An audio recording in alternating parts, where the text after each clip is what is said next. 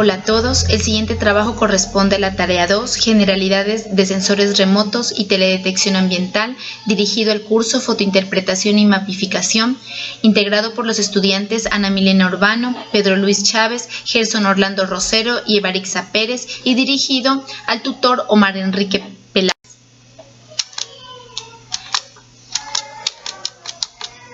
Mi nombre es Ana Milena Urbano. A continuación les voy a hablar sobre el tema que me correspondió, que en este caso es la obtención de la imagen. Desde épocas muy remotas, volar se ha convertido en un sueño para la humanidad.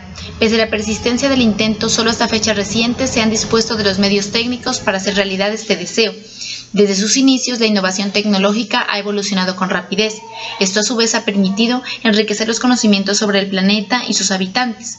Uno de los principales objetivos de esta aventura aérea ha sido la búsqueda de una nueva visión en los paisajes terrestres. La teledetección engloba tanto los procesos que permiten obtener una imagen como su posterior tratamiento e interpretación. Existen dos tipos de teledetección, la aérea y la espacial. La aérea se caracteriza por emplear cada vez más sensores digitales, mientras que la espacial se caracteriza por ofrecer niveles de detalles antes solo logrados desde cámaras aeroportadas. Un sistema de teledetección incluye una fuente de energía, como lo es el sol o fuentes artificiales, una cubierta terrestre que está formada por masas de vegetación, suelos, agua o construcciones humanas, un sistema de sensor conformado por el sensor y la plataforma que lo alberga, un sistema de recepción, un intérprete y un usuario. Comparación entre aplicaciones convencionales y nuevas de la teledetección. Entonces, usuarios tradicionales se caracterizan por la aplicación en los gobiernos de planificadores civiles, fuerzas armadas, servicios de inteligencia, centros científicos, entidades regionales. Organizaciones internacionales como la Agencia de la ONU, programas de cambio global, centros regionales. Empresas como la extracción de recursos, gestión de recursos, aerofotografía, diseño y ventas de software de tratamiento digital y empresas de SIG. En universidades y centros de investigación, departamento de geografía, geología, biología, centros de teledetección, campos afines a la aplicación. Y en organizaciones profesionales, teledetección, campos afines a las aplicaciones. En los nuevos usuarios tenemos los medios de comunicación, de información general como la televisión y los periódicos, de información específica como las revistas y también las editoriales. La ONG, ambientalistas, centros de armamento, desarme, ayuda humanitaria, derechos humanos, gestión de catástrofes. En empresas, redes de distribución, seguros, agricultura de precisión, evaluación de impactos ambientales, promoción turística. En universidades y centros de investigación, departamentos de arqueología, de transporte, centros multimedia, departamentos de geopolítica. Y los clientes finales como mercado inmobiliario y decoración. Nociones introductorias. Este aporte es realizado por el compañero Pedro Luis Chávez. Debido a que el ser humano siempre ha tenido un interés especial en observar la naturaleza y los rasgos de cada territorio con el fin de adquirir una perspectiva más amplia y completa de lo que lo rodea. Los sistemas de navegación aéreo nos permitieron una teledetección que, resumido en pocas palabras, es la observación de la Tierra desde un espacio aéreo. La teledetección complementa la información ambiental que recibimos por otras fuentes como sensores meteorológicos, estaciones aforo de calidad del aire. La teledetección tiene ciertas ventajas en comparación de estas y es que la observación es a nivel global y abarca un rango mucho más amplio. La observación multiescala permite observar fenómenos a distintos niveles de detalle desde el conjunto del globo terrestre a solo una pequeña zona de este. Detección de fenómenos no visibles como la temperatura, seguimiento multitemporal para hacer observaciones periódicas y ver el grado de impacto o cambio que sufre determinadas regiones o los cambios que tienen las ciudades, la deforestación en zonas como el Amazonas, que cada año es mucho mayor, y lo más importante es que podemos observar en tiempo real y acceder a los datos al poco tiempo de adquiridos, lo que es vital en la gestión de desastres naturales. Siguiendo con el tema, vamos a tratar lo que es la cobertura global. Esta envuelve 6 aspectos elementales, que es la perspectiva panorámica, que se trata de la altura orbital del satélite que permite detectar grandes espacios y se muestra una visión amplia de los hechos geográficos. En la observación multiescala se utilizan las imágenes para extender las observaciones locales a ámbitos de estimaciones más amplias. En las regiones no visibles del espectro, tenemos que los sensores ópticos electrónicos facilitan imágenes sobre tipos de energía que no son accesibles al ojo humano, o la fotografía convencional. En este caso tenemos un ejemplo que es el infrarrojo medio térmico o las microondas.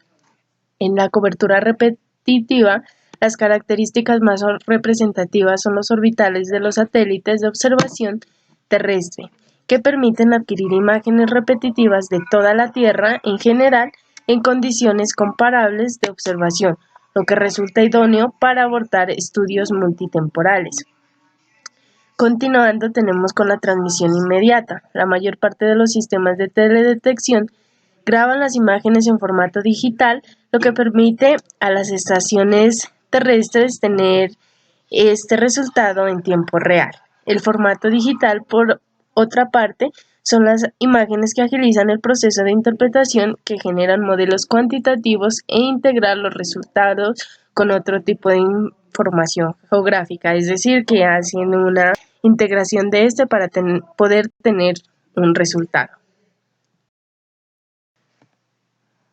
Pasamos ahora a los principios físicos de la teledetección. Estos están fundamentados por tres elementos que son sensor, objeto observado y flujo electromagnético. Es importante mencionar que el flujo energético entre la cobertura terrestre y el sensor constituye una forma de radiación electromagnética.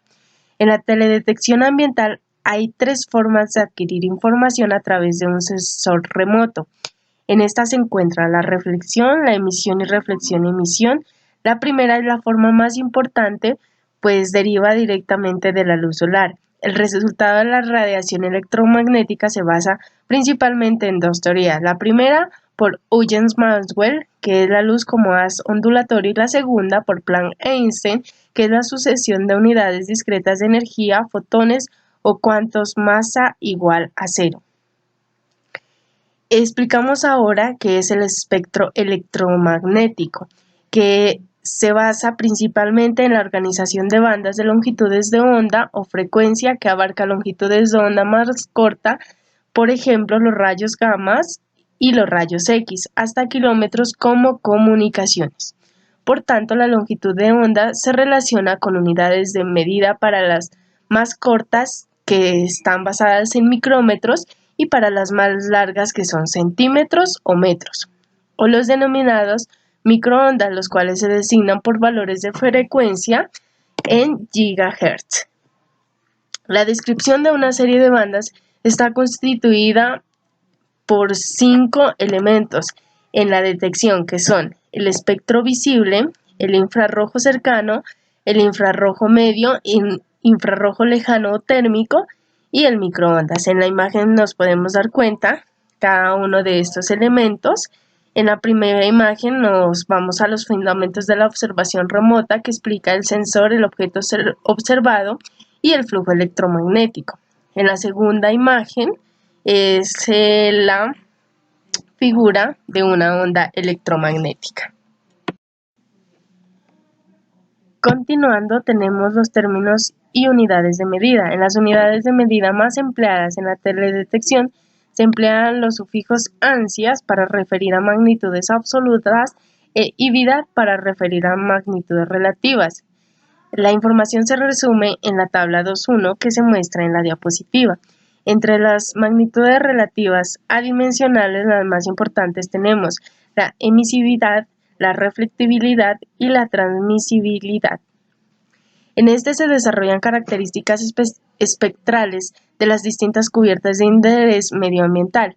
Esta base permitirá abordar una interpretación más rigurosa de la imagen, que finalmente es obtenida por un sensor. La cantidad de energía que contiene un flujo radiante es inversamente proporcional a la longitud de onda y se puede establecer mediante la ley de Planck a partir de las siguientes fórmulas que se muestran en la diapositiva, fórmulas de Planck.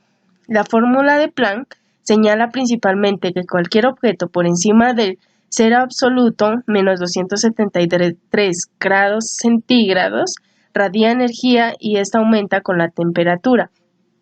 A mayor temperatura de este cuerpo, ese cuerpo radiará con más intensidad en longitudes de onda más cortas. Esta ley es de gran importancia para seleccionar la banda más conveniente para detectar un objeto a través de una determinada temperatura.